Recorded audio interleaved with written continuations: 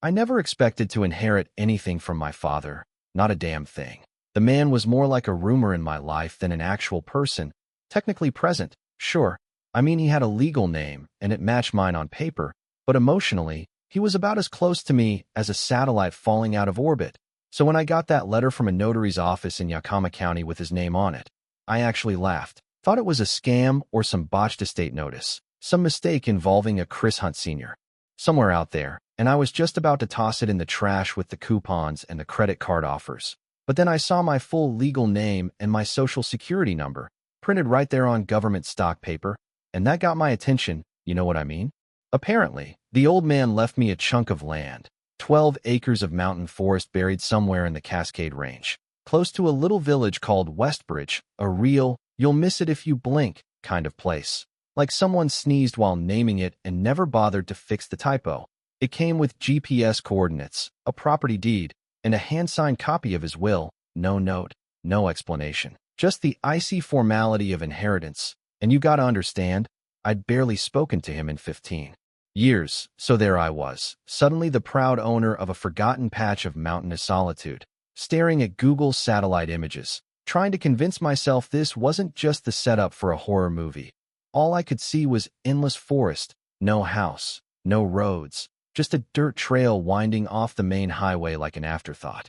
But curiosity is a hell of a drug, so I packed up my drone, a tent, and a thermos full of overconfidence, drove out that weekend.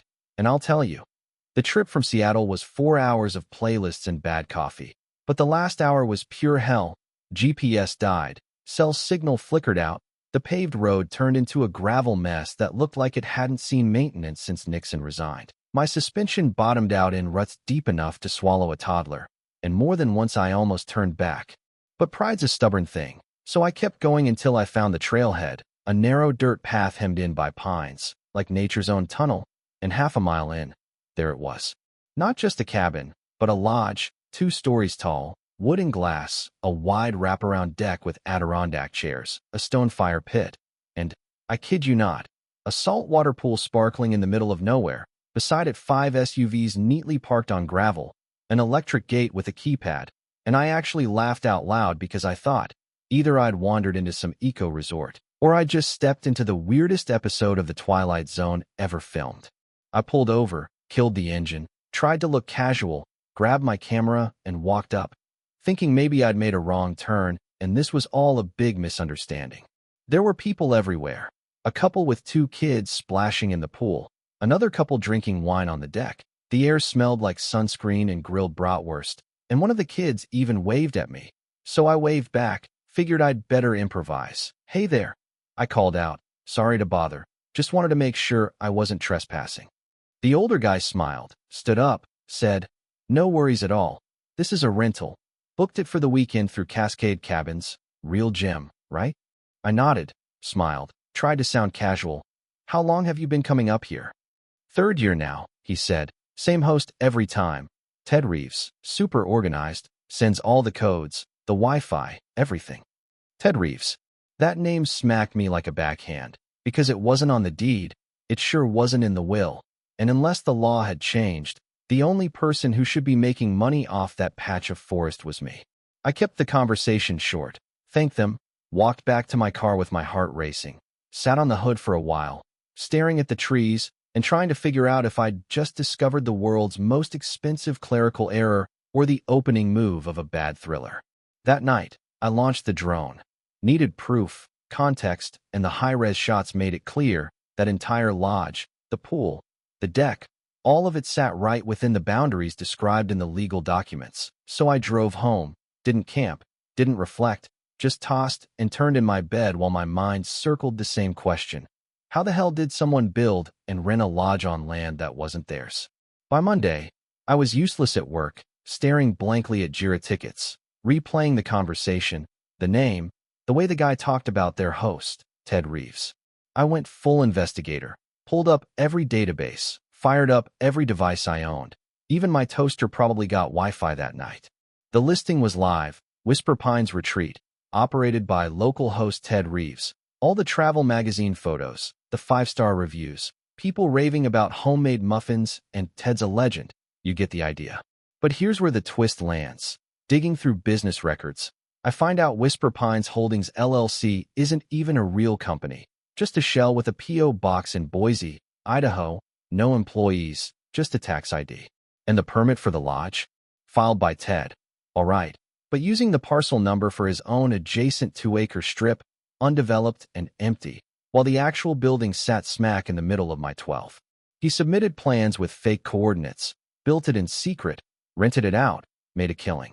That's when I made my next mistake. I tried to call him.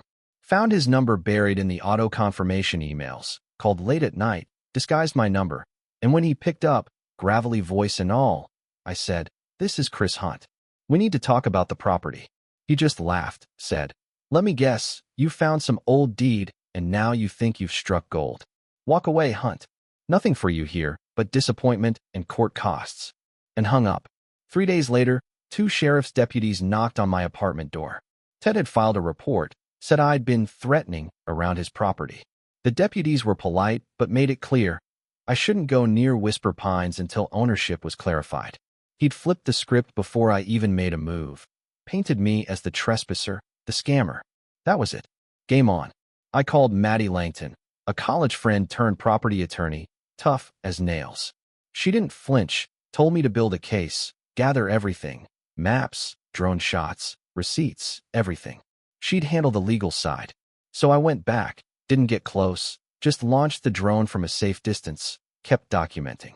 That's when I noticed something weird, a young guy among the renters, supposedly a guest, but moving with too much purpose, taking photos, watching my drone, later circling my SUV, snapping my license plate. Not a kid, a scout, someone working for Ted. Sent everything to Maddie, who said, "This is interference. Keep documenting." The next day, my drone feed cut out mid-flight, dead signal, total blackout. Hiked in, found it smashed to bits, the SD card sitting neatly in a plastic bag, like a calling card. Ted was watching, always one move ahead, but if he thought that would scare me off, he was playing the wrong game. I spent years in cybersecurity. I had cloud backups of everything. I doubled down, built a custom tool set, started tracing every cent going through his rental business. That's when the real fraud showed up, payments routed through Delaware, then to a Belize holding group, then back to Idaho, a whole corporate maze designed to hide income. Nearly $500,000, tax-free, earned off my land. I mapped it all, built spreadsheets, dashboards, everything Maddie would need for court. Her reaction was priceless. "This is better than what half my forensic consultants deliver." But one thing still bothered me, utilities. How did he get power, water, and septic out there? So I hired Carter Survey Group, local, licensed, neutral. Their report blew the whole thing open. Ted's utility lines crossed illegally onto my land. The septic system drained into a protected stream. Environmental violation big enough to make the county weep. Maddie nearly choked when she saw it. This isn't just trespass. It's theft, environmental crime, tax evasion. We filed the case. And just as we were ready, I got a call. My parcel was on fire. I rushed out there. The lodge was ashes, the pool a cracked bowl, everything else, just blackened rubble. Fire marshal hands me a gas-soaked rag and a coffee can. Accelerants detected. Looks like arson. I checked my hidden trail cam. Saw a contractor of Ted's lighting the blaze, face half lit in the IR. Called Maddie, who said, "Don't post this. Let me call the DA." But what I didn't tell her was, 2 weeks before, I'd installed a buried hard drive server under a Douglas fir, storing everything, drone, thermal, even audio from the smart security system. And on it, the day before the fire, Ted himself, saying, "I don't care if they have pictures. This whole thing burns down before I let some punk software clown take it from me." With that, we went to court. The judge didn't waste time. Preliminary hearing, Hunt versus Reeves. Maddie presented the deed, the drone overlays, the shell company trails, the hidden payments, the utility theft, the environmental damage. Played the audio. Ted's voice. "This whole thing burns down before I let some punk software clown take it from me." The judge dropped the hammer. Probable cause for civil fraud, tax evasion, unlawful occupation, referred for criminal prosecution, all damages awarded to me. All Ted's LLCs frozen, restitution, environmental cleanup, you name it. Ted just walked out, stiff, not a word. His empire, gone in smoke. Afterward, the land was quiet. No more parties or poolside barbecues. Just wind, birds, and the slow work of cleanup. I turned down offers to sell, didn't want famous, wanted peace, so I built something new. Hunter's Refuge, a private retreat.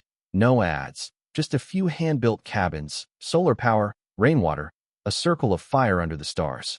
Part of the money went to a nonprofit in my father's name, supporting rural vets. Felt like the closure we never had. The first summer, I sat by the fire, listening to the quiet. A guest, a veteran with tired eyes, invited me on a morning hike. Maybe, I said, depends on the coffee. Later, as the moon rose, I walked to the edge of the woods, let the silence fill me, and that's when I heard footsteps. An old native man, late 60s, calm, said, "You're Harlan's boy." I nodded. He looked out, said, "Your father liked this place. Only spot he didn't feel watched. You did good keeping it yours." Then he tipped his hat and disappeared into the woods, like he belonged to them. I stood there a while, breathing in the night, the stars blinking above, thinking, funny how some roots grow stronger after the fire. And I wondered, after all that smoke, all those lies, was justice served, or just delayed? Is ownership really about paper, or about holding on when everyone tells you to let go? You tell me, where's the line between what you inherit and what you earn? Drop your thoughts in the comments below. What would you have done? Where does justice end and vengeance begin? Would you keep fighting, or would you have walked away? I'm curious to hear how you see it.